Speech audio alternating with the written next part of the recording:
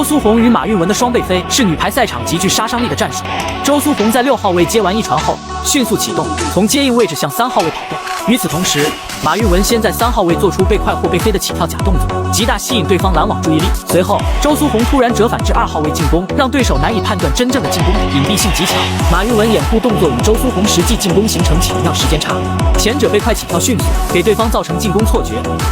后者则依据2传传球节奏，在恰当的时机2次启动，让进攻节奏有快有慢，有效打乱对方防守。看似2名队员均跑背飞，一前一后依次启动，马运雯虚晃，实质是周苏红完成最后一击。当然，这一战术对配合要求颇高，2传手要依据2人跑动速度与位置精准传球，马运雯和周苏红也需对彼此行动心领神会，如此才能确保战术顺利实施。